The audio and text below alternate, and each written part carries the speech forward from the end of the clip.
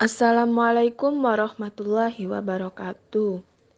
Kami dari kelompok 11 yang beranggotakan Septi Ika Aryani dengan NIM terakhir 019, Silvanio Denavale dengan NIM terakhir 060, dan saya sendiri Lutfia Kurniawati dengan NIM 088. Kami di sini akan mempresentasikan tentang early warning dan fraud awareness pada perbankan syariah. Baik, yang pertama saya akan menjelaskan tentang pengertian dari early warning. Early warning system adalah suatu mekanisme atau sistem deteksi dini atau pengenalan terhadap tanda-tanda atau gejala awal yang diperkirakan dapat mempengaruhi perkembangan atas maju mundurnya usaha debitur. Menurut Kaminsky, early warning system adalah sebuah model yang memiliki tujuan untuk memantau berbagai indikator keuangan maupun ekonomi yang dapat dijadikan sinyal akan terjadinya krisis dalam waktu yang dekat. Sedangkan menurut Edison, beliau menyatakan bahwa early warning system merupakan salah satu cara atau mekanisme dalam melakukan prediksi terhadap adanya krisis. Early warning system dapat digunakan sebagai alat yang dapat memonitoring atas kerapuhan sistem keuangan yang berpotensi menciptakan krisis keuangan. Dengan menggunakan early warning system, maka pembuat kebijakan memiliki kesempatan untuk membuat kebijakan preventif dalam mengantisipasi dan memitigasi resiko sistematik. Terima kasih atas waktunya. Selanjutnya saya akan menjelaskan mengenai instrumen early warning pada transaksi perbankan syariah. Instrumen atau instrumen peringatan dini pada transaksi perbankan syariah yaitu pembiayaan kredit. Penyebab utama terjadinya resiko kredit adalah terlalu mudahnya bank memberikan pinjaman atau melakukan investasi karena terlalu dituntut untuk memanfaatkan kelebihan likuiditas, sehingga penilaian kredit kurang cermat dalam mengantisipasi berbagai kemungkinan risiko usaha yang dibiayai.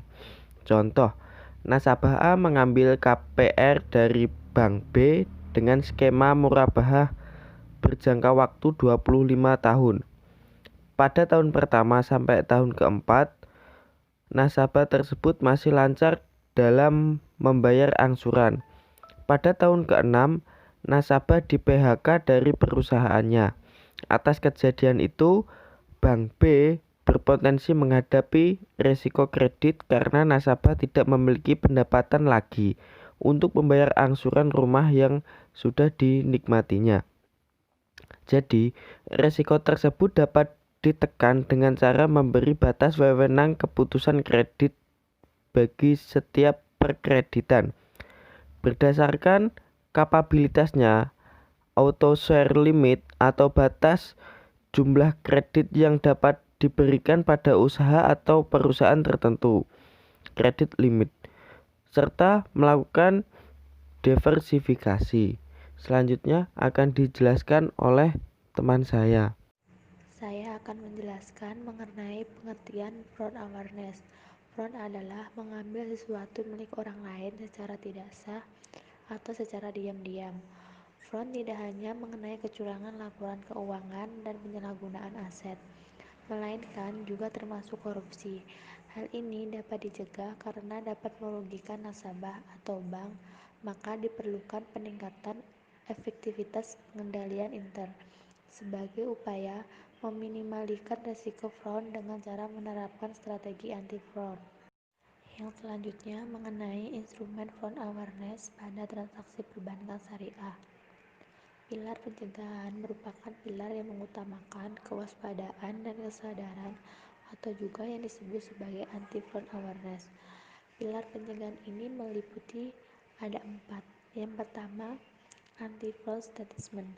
Anti-fraud statement adalah pernyataan berupa komitmen yang merupakan sikap manajemen, perintah, himbauan yang ditujukan kepada karyawan anti-fraud statement. Yang kedua, program employee awareness. Program employee awareness adalah pernyataan kesadaran yang dilaksanakan untuk membangun kepedulian serta kesadaran dan pengetahuan karyawan perbankan untuk tidak melakukan fraud seperti penyelenggaraan seminar publikasi, bentuk-bentuk fraud, dan penandatanganan fakta integritas.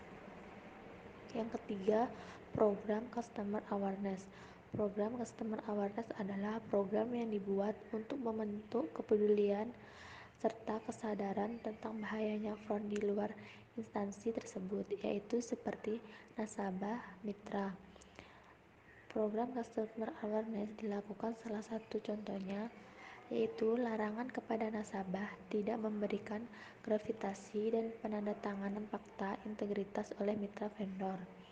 Yang terakhir, Know Your Employee, yaitu yang ditujukan agar suatu perbankan untuk mengetahui setiap pegawainya, seperti latar belakang, riwayat pekerjaan, dan hal-hal lainnya. Oleh karena itu, karyawan perlu mengerti dan memahami kondisi perilaku dari setiap karyawan lainnya, terutama kepada line manajemen agar mengerti dan memahami seperti kondisi ekonomi, keluarga, dan hubungan sosial. Sekian presentasi dari kelompok kami. Jika ada yang belum paham atau kurang memahami materinya, bisa ditanyakan di kolom komentar. Terima kasih. Wassalamualaikum warahmatullahi wabarakatuh.